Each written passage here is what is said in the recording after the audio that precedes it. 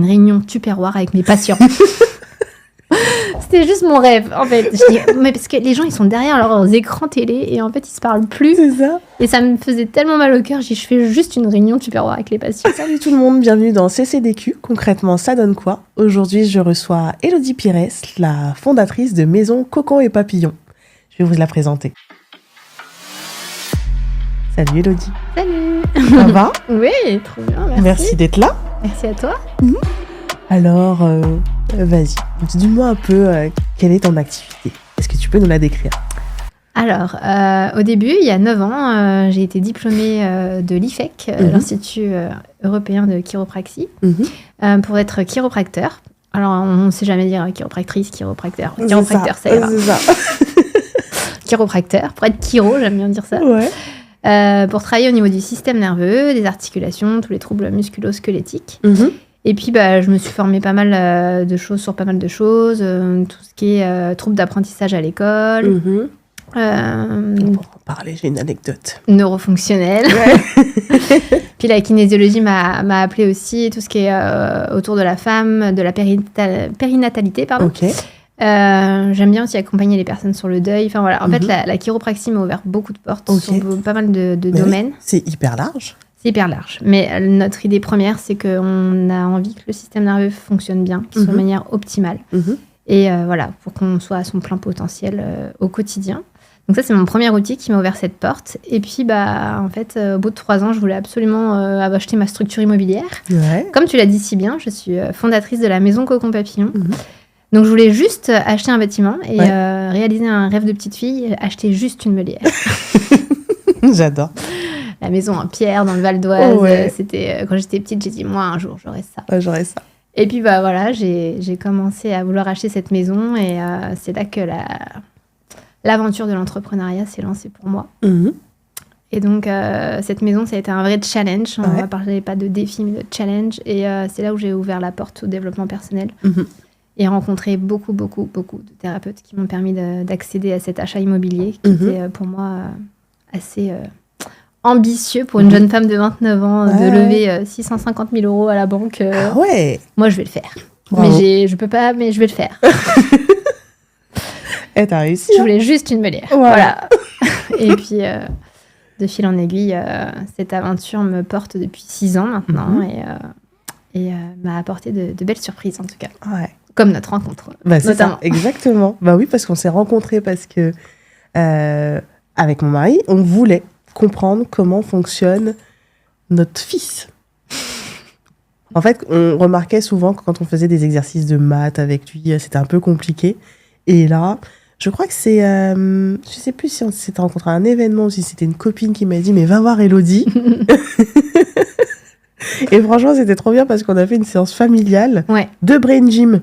Est-ce que tu peux nous expliquer ce que c'est que le Brain Gym ? Exactement. On est passé...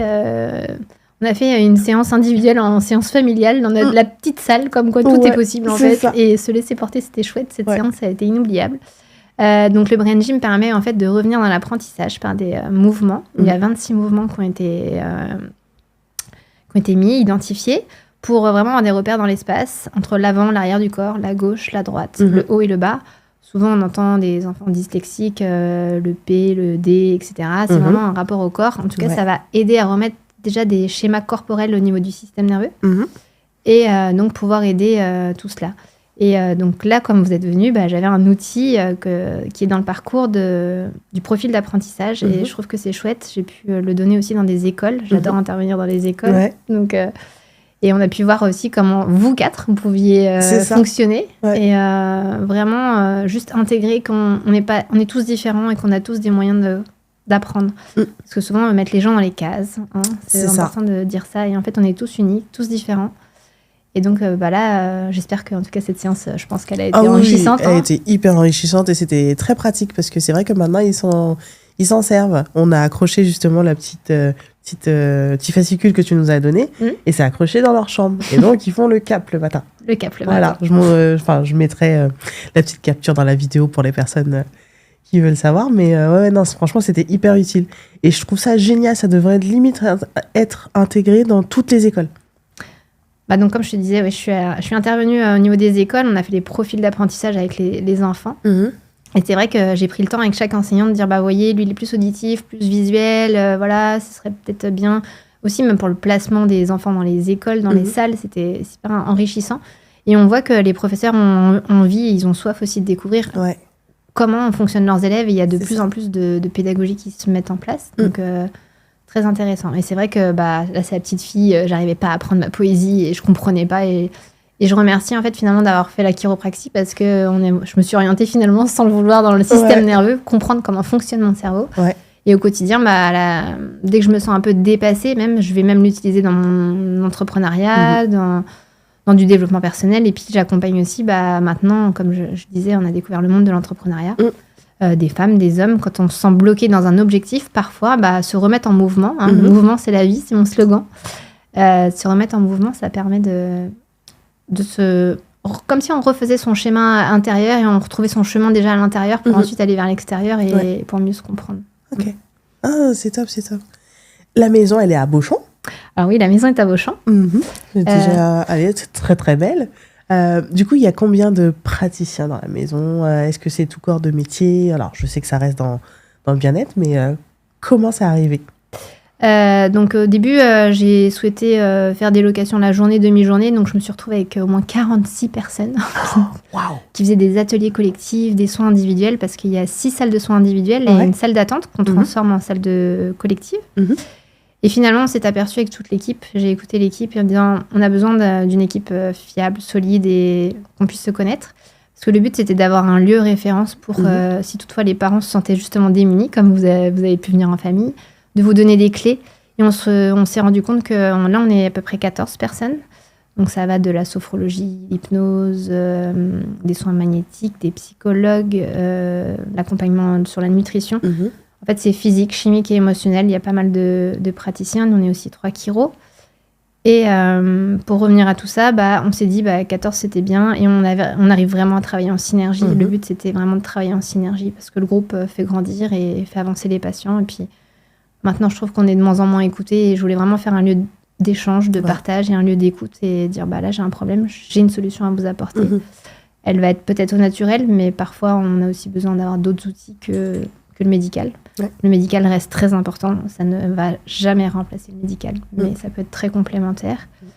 Comme on dit aux enfants, c'est le stress, mais le stress, il y a plein de formes de stress. C'est ça. Mais le stress, on en a aussi besoin pour avancer. Donc, pas tout mettre sur le stress non plus. Dire, c'est quoi ma problématique? C'est ça. Et donc, comprendre. Et on va vraiment du bébé. Moi, je reçois des bébés avec des freins de langue, donc dans le structurel, mais on peut aussi avoir des mamans avec des problèmes d'allaitement. On peut aussi avoir des mamans, là, en ce moment, qui sont démunies aussi avec leurs adolescents qui sont pas bien dans leur peau. Et ça va aussi, je deviens parent, qu'est-ce qui se passe? Là, je bloque ma place de père, ma place de mère. Et en fait, toutes ces approches vont pouvoir permettre d'évoluer à chaque étape de la vie. C'était vraiment ça l'idée première de cette maison. Je voulais un lieu qui rassemble les gens. On se sent souvent seul chez soi et le lien se fait de moins en moins. Mais je pense qu'on doit revenir à ce lien parce que chaque personne a quelque chose à nous apporter. Et donc, c'est pour ça que l'importance du collectif était importante. Et je voulais juste rassembler les gens. Et à la base, je disais, il y a 6 ans, je veux faire une réunion tupperware avec mes patients. C'était juste mon rêve, en fait. Je dis, mais parce que les gens, ils sont derrière leurs écrans télé et en fait, ils se parlent plus. C'est ça. Et ça me faisait tellement mal au cœur. Je fais juste une réunion tupperware avec les patients. Voilà. C'est parti de là, une meulière et du tupperware. Et du pain. Et en fait... c'est trop marrant. Voilà. Ok, très bien. Si on revient sur l'entrepreneuriat. Oui. Qu'est-ce que tu as trouvé le plus difficile en te lançant et au fur et à mesure de ton aventure? Alors moi, j'ai fait la guerrière quand j'ai voulu acheter la maison. Comme j'ai dit, 29 ans, je veux acheter une maison. C'est ça. Et en fait, j'étais seule. J'ai voulu challenger tout, mais je pense que j'ai pris mes ressources au niveau des thérapeutes. Mais en effet, au bout de 3-4 années après, j'ai découvert les clubs d'affaires, les réseaux d'entreprises. Et j'ai fait, oui, en fait, quelqu'un d'autre peut m'apporter des solutions. Et ça va 2 fois plus vite. Et je peux trouver des solutions. Je rame pas, quoi, en fait. Parce qu'il y a tellement eu de difficultés. Et voilà, il faut... voir en positif, les difficultés ont permis d'apprendre, mais qu'est-ce qu'on se sent seul parfois sur des sujets? On doit faire du juridique, on doit faire de la comptabilité, on doit faire de la communication, on doit être partout, en fait, sur tous les fronts. Et on ne pense pas à tout, surtout. surtout ne pas culpabiliser sur ça parce que on apprend tous les jours, je pense. C'est vraiment un autre monde, je pense. Et puis, beaucoup de remises en question. Donc, les difficultés, elles sont là, oui, surtout. Ouais, donc du coup, les réseaux d'affaires t'ont permis d'avancer plus vite sur certaines choses. Exactement, j'ai dit, enfin, je suis plus seule, en fait. Ouais. Et ça fait du bien de se sentir entourée. C'est encore cette histoire de groupe. C'est ça, le collectif. Le collectif. On ne veut pas forcément réussir tout seul. Non. Okay. Et surtout que maintenant, on se prend pour des super-héros. Non, on n'est pas des super-héros, en fait. C'est pas possible. Enfin, on est tous des êtres humains. On a nos émotions, notre passé. Voilà, on vit les choses, en fait. Et c'est une expérience pour nous. Et donc, moi, je remercie ce chemin qui a été difficile, mais qui maintenant m'a fait tellement grandir et évoluer. Donc, important. Non, c'est génial. Moi, tu vois, je me suis... j'ai découvert un truc... Enfin, limite, c'était logique. C'était adapter son énergie, sa productivité au cycle menstruel. Oui. Ah oui. Voilà. Voilà. On donc toi aussi, je crois que tu t'en sers. Comment toi, tu t'en sers? Exactement. Depuis 2 ans, j'accompagne des femmes en cercle de femmes, des moments aussi de rassemblement le soir. Et c'est surtout, j'ai initié 2 praticiennes à l'ouverture de la maison. Je voulais absolument faire des cercles de femmes. J'avais entendu parler. Et ça a été révélateur pour moi parce qu'elles m'ont appris que le cycle, donc Sonia Dutrieux, je lui fais un petit coucou, et Katia Gomez, je les remercie d'avoir initié ça.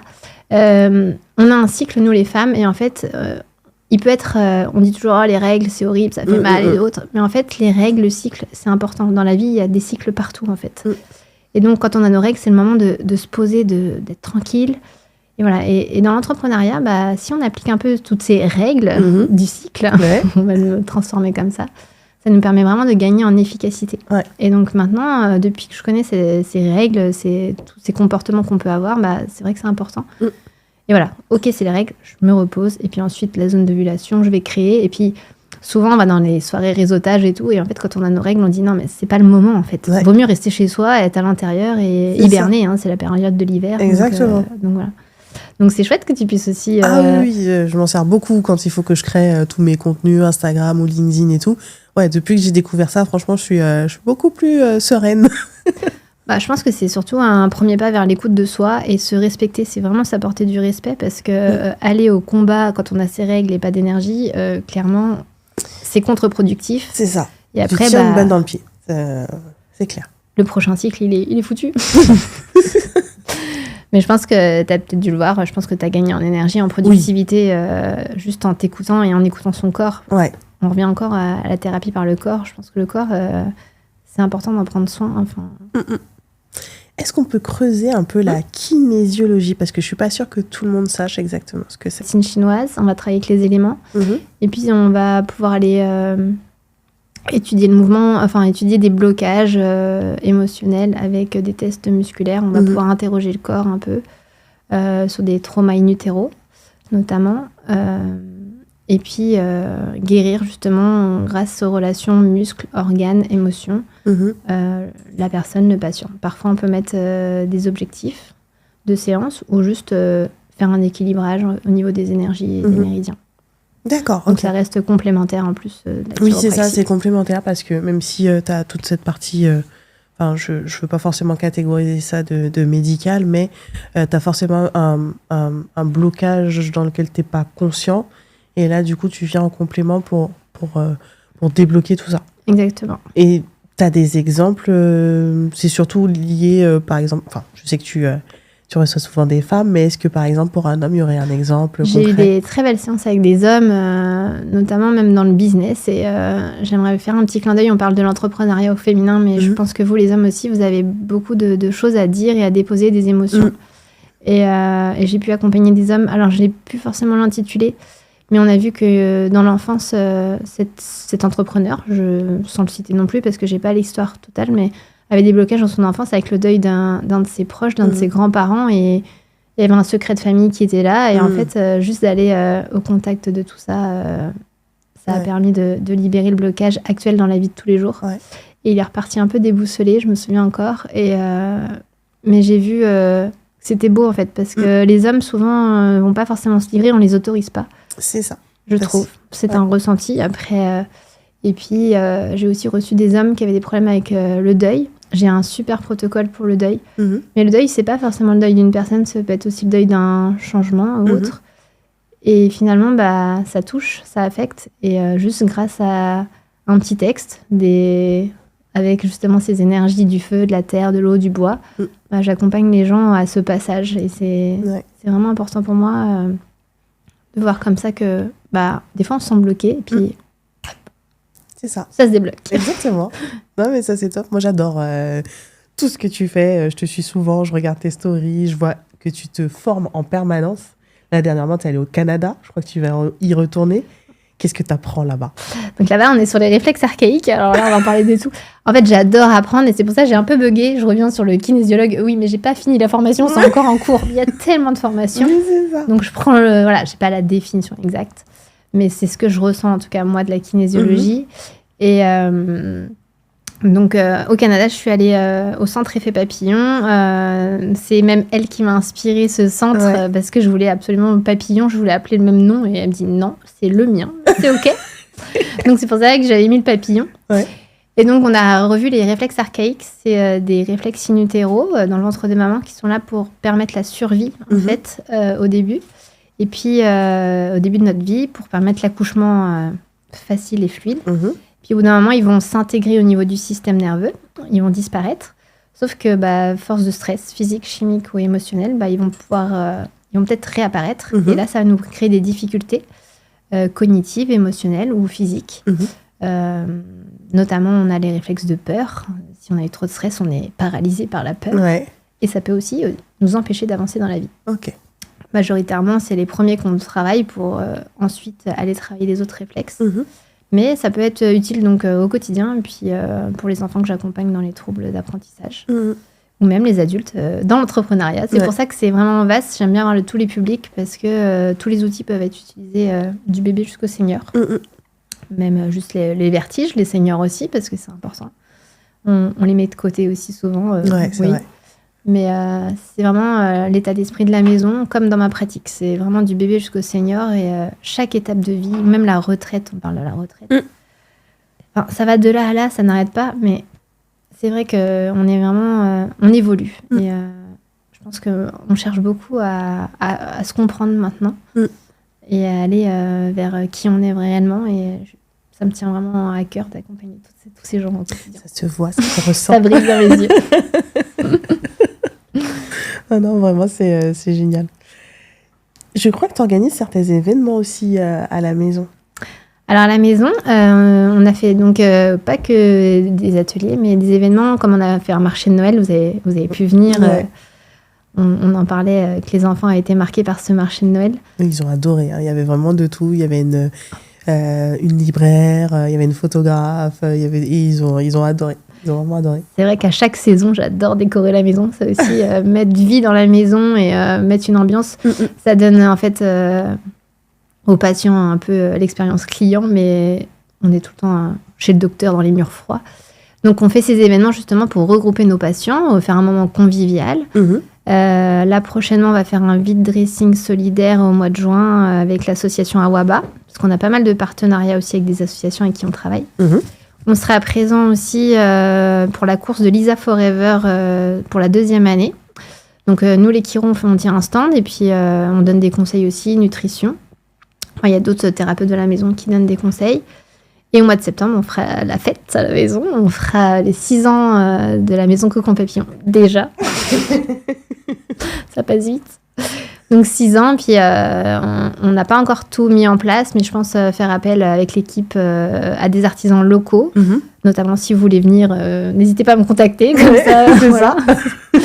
On va rechercher des artisans locaux pour faire une fête conviviale et puis montrer aussi avec qui on travaille de manière régulière, faire vraiment de ces partenariats et puis montrer à toutes les personnes aussi ce qu'on fait, nos pratiques, faire une journée découverte de nos pratiques sous ateliers, conférences, pour enfin rouvrir les portes de la maison, parce qu'on a voulu faire, mais le temps passe vite et ça demande beaucoup d'investissement faire des événements.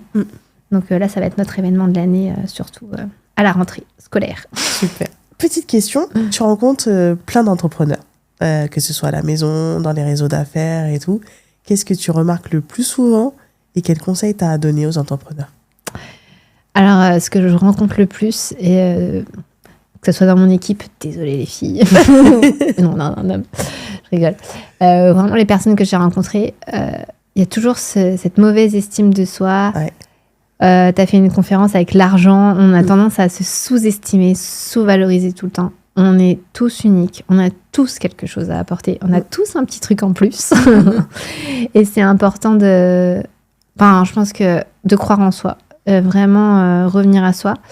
Je pense qu'on va souvent chercher la réponse à l'extérieur, alors qu'on les a à l'intérieur. Tu parlais du Canada, je reviens là-dessus. Je voulais prendre un coaching à 3 000 €, un truc comme ça, au mois de novembre, parce que j'avais le coup de blues de l'entrepreneuriat. Parce que l'entrepreneuriat, c'est pas que des hauts, mais on se dit, mais qu'est-ce que je vais faire de mon entreprise? Qu'est-ce que j'ai envie? Parfois, on est perdu. Et le plus beau cadeau que je me suis fait, c'est j'ai dit, ok, je me prends un billet d'avion, je vais voir mes collègues, je vais m'enrichir des autres. Mais je me retrouve seule avec moi. Et qu'est-ce que je veux, en fait?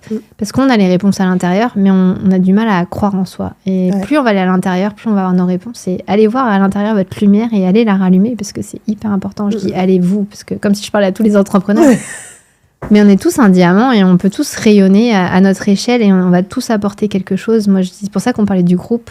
Chacun va apporter à l'autre. Mais il est important aussi d'avoir ce temps d'introspection avec soi. Parce que c'est pas tout le temps les autres qui vont me dire faut faire ci, faut faire ça. Toi, qu'est-ce que tu veux en fait? Voilà. Et j'ai de la valeur et passez peut-être par la musique, l'art plastique, le sport. Faites quelque chose qui vous nourrisse et vous allez voir que vous allez vous remplir tout seul en fait. Tout seul. Ça va être naturel. Exactement. Et je pense que c'est important d'avoir des moments ensemble et vraiment de retour à soi, d'introspection et pour croire en soi. Donc, croyez tous en vos rêves. Et c'est comme ça aussi, on parlait de mes patients, je reçois des jeunes, je dis, tu veux faire quoi dans la vie? Je veux être basketteur professionnel, mais j'y arriverai pas. Comment ça, tu n'y arriveras pas? Je dis, tout le monde peut y arriver. Mes études, mes parents, ils n'avaient pas d'argent. J'ai dit, moi, je serai chiropracteur. 40 000 €, j'ai tout payé en babysitting. On peut faire, nuit, jour, week-end. Tout est possible. C'est juste une question de volonté et on l'a tous en nous. Mais c'est important de croire en soi et en nos rêves surtout. Il faut rêver. Je pense le conseil, c'est rêver, quoi. Oh, c'est beau. En parlant de rêve, quelles sont tes ambitions, tes envies du moment? Me nourrir de voyages. C'est le moment où j'arrive à me retrouver et qui me permet de revenir avec 2 fois plus d'énergie. Ça, c'est un peu le cycle aussi. C'est mon cycle où je suis en train de trouver mon équilibre là-dedans. J'adore voyager, découvrir parce que je rencontre des humains, enfin, je dis des humains, des vraies personnes sincères avec un grand cœur. J'ai fait 1 heure de marche avec un petit papy en ski de fond au Canada. C'était improbable. Trop bien. Et j'aimerais vraiment, là, un sujet qui me touche, c'est les enfants. On a entendu, j'ai tout payé en babysitting. Les enfants, ça m'a toujours passionnée. Mais surtout les enfants malades qui me touchent énormément. Je pense que ces parents-là sont parfois démunis, enfants handicapés, enfants malades. Et éventuellement, même si je pouvais monter une structure, un lieu ressource pour ces parents, ce serait vraiment un nouveau rêve qui se réaliserait. De pouvoir donner des clés à ces parents démunis. Et parfois, c'est même pas démunis, c'est juste qu'ils ont peut-être besoin d'un temps, un souffle, prendre le temps pour eux, ou que les enfants prennent un temps pour eux aussi. Le handicap, des fois, on le voit pas. Ça peut être juste même une petite crise d'angoisse. C'est un handicap pour soi. Chacun a des phobies. J'ai un handicap scolaire. Ça peut être... il y a plusieurs formes d'handicap. Et je fais référence encore à Artus parce que son film avait été tellement touchant. On a tous un petit truc en plus. Et ils ont beaucoup à nous apprendre. Ces enfants ont tellement de choses à nous apprendre. Donc, Artus, si tu nous écoutes. Artus, contacte-moi, on peut échanger là-dessus. Je serais ravie. Si on peut monter une structure ensemble, avec plaisir, comme disent les Canadiens. Ça me ferait plaisir. Non, mais c'est beau, c'est un super projet. Donc, faut laisser faire les choses et puis aussi prendre le temps de vivre parce que je pense qu'on court tous à 1000 à l'heure dans l'entrepreneuriat. Je donne beaucoup aussi de mon temps, j'en prends conscience et de prendre du temps aussi pour soi. Comme je disais, de trouver cet équilibre, c'est important. Les entrepreneurs aussi sont beaucoup dans le faire. Et être soi, c'est déjà un beau cadeau qu'on peut se faire. C'est ça. Et c'est pas évident tout le temps. Non. Et ça se travaille, comme tu dis. Ça se travaille, exactement. Ok. Et ben on va terminer. Merci à toi. Mais du coup, j'ai une dernière question quand même. Parce que je la pose à tout le monde. C'est quoi ta chanson préférée? À chaque fois. Ah là là. J'en ai plein. Bah, ceux qui me connaissent, ils savent que Vianney, c'est Vianney. Uh-huh. Et quelle chanson en particulier? Je vais faire un petit cœur tout mou. S'il suffisait d'aimer, j'adore cette chanson. Ok. Parce que l'amour, ça apporte tellement de choses. Quand les choses sont faites avec amour. Voilà. Elle est triste, mais très puissante. Mais belle. Et très profonde. Ok, on va très bien, je la mettrai. Merci beaucoup, Élodie. Merci à toi. C'était vraiment top. Merci. Merci tout le monde d'avoir regardé CCDQ. Franchement, c'était un épisode très émotif pour moi. Franchement, j'ai reçu tout l'amour d'Élodie. Vraiment, vous êtes pas sur place, mais c'était vraiment beau. Donc, de toute façon, je la reverrai, je reprendrai encore une dose d'amour. Donc, prochain épisode, vous allez connaître une créatrice d'accessoires pour bébés. Et vous allez voir, ça va être super mignon, tout joli, et on reste encore dans l'amour. À très bientôt.